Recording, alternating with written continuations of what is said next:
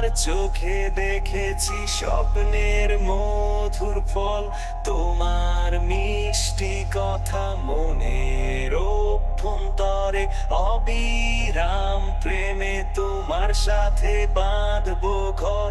যতই চলুক ঝরা তোমার সান্নিধ্যে শান্তি, তোমার হাসির রেশে হারায় সব বিপত্তি।